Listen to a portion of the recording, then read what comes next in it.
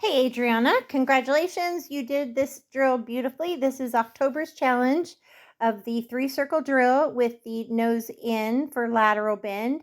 So you can post trot it if your horse is a little bit lazy. You can sit jog it if your horse is a little bit more free or forward. And then now you're counter arcing, which is great. And having your spur on, you're just riding in a snaffle. It looks like you said it's the third time in this bit, so maybe it's a different mouthpiece. But you're just working in split reins and a snaffle. Let me back that up for a second. I can see. And then right here, I'm going to do it in slow motion too. There we go. You can see it's just a I don't know if it's a lock snaffle or just maybe a 3-piece snaffle, but you can see by using your spur and then your hand position, I like that you're riding square. You have a little more weight on your inside stirrup and you're looking at your quarter turns. Your inside hand, or excuse me, your outside hand is going to come back and up as you use your outside leg for the counter arc. And then for the lateral bend, your inside hand, you can see probably that's right. Oops, before that. Back it up. There we go. You can see really good here. The inside hand is higher than the outside hand. For lateral bend, inside leg spur can be on them by the front cinch. If your horse is sensitive, just your leg is enough or your foot. But if you're, want a little bit to have to use less hand, you can put a little more leg or spur into them. And so that's a nice lateral bend, gets the nose in and the shoulder and ribs soft to the outside, which allows the pivot foot to be up underneath him. So you can see that's a really pretty nice soft lateral bend. And that's our goal. We're looking for a lateral bend with collection and forward motion. And then on the counter arc, it's the same thing. Look at your quarter turns. You just have more weight on your inside hip or stirrup using your outside hand and leg. And again, by the front cinch, and the outside hand just comes back and up an inch. Your inside hand is just for balance. Your outside hand and leg is doing the most work. And then you go back to neutral here on your third circle and add the vertical. So as you can see, he goes well behind the vertical, which is fine. We also want to make sure they're slow down. So we wouldn't want to tuck their head and then they be fast trotting with us. We want to make sure they slow jog and shorten their stride too. So 4 things should happen on the on the vertical. 4 things need to happen. They need to break in the pole. They need to shorten their stride. They need to shift their weight to their hindquarters, and all of that will help lift their top line. So that looks really good. And with your English background, this is a very easy thing for you to do. I like your leg impulsion with your hand impulsion. You have good timing of give and take. It's never really a hold, because if you think of a horse, now you did a figure 8 to change directions, and that's perfect. So you were doing left circles. Now you're doing right circles. Again, a nice little sit jog on the lateral bend. If you have a super lazy horse, you could post trot your lateral bend. But I like the sit jog because, number one, we're getting nose in.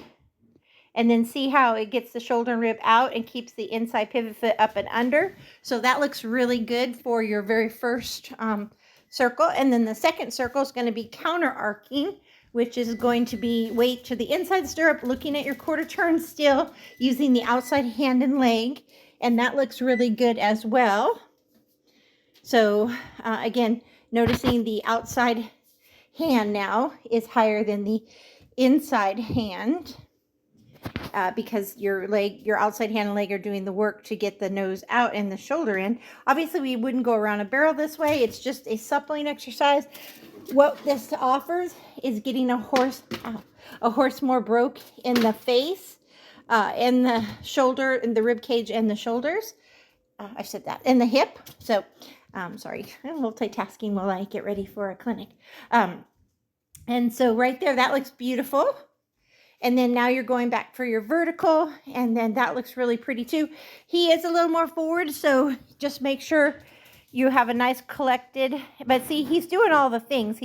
He has a nice slow jog. He is breaking in the pole. He is shortening his stride. He is putting his weight on his hindquarters, and that does keep the top line up. So when they're using their butt, see how nice and low his head is even with his withers? You're looking for that to be level. If a natural position, his head might get above his withers. But when we're asking breaking the pole, we want to try to get the head down even with the with their withers. So that will get kind of like a roundness, like your horse has a roundness to them that will help get the butt underneath them for that pivot foot, get the headset lower, which lifts that back up. And that allows your horse to be very collected and powerful in their turns because they're reaching with their shoulders and pushing with their hips. So this is a really nice example of this month's dry work drill. And then next you're going to back your circle. And backing circles are a little bit more intense than backing squares because you have to have really good hip and shoulder control. And so right there you are working more on head down. It's a little bit, when you get even more advanced at it, you'll do head down. But see how you took his nose to the outside? That's where I'm at with Rocky still, because you're working on shoulder control and hip control. But when you get really good, you can even do the hip in, the shoulder out with the nose in. But for the beginning, if you can just keep the head down and try to control shoulder and hip, that's perfect. And you did it most of the time. You had the head down and the hip in and the shoulder out, but there was just a couple spots like right here, he was doing it, and then you needed to get the hip in. So you cheated a little like I do and get the nose out and the shoulder out.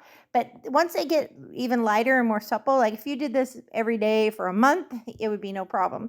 But it's something that you probably just did for the first time in forever. Same with me and Rocky. And so that was really pretty. And then you just backed a circle this direction.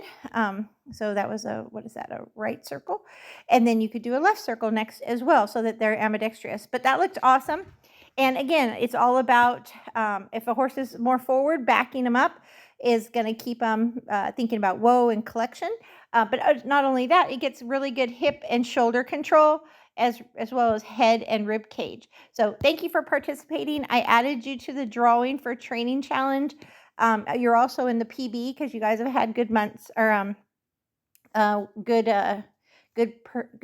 am I trying to say? You've had good runs, sorry, for October already too. So congratulations and great job on the dry work. And dry work should be a part of your routine. You can do it in the pasture, in the arena, wherever, but it should be a part of your weekly routine of going back to basics, keeping your horse soft, supple, and responsive. And that's why you guys do so well, because he is so light and responsive. Great job.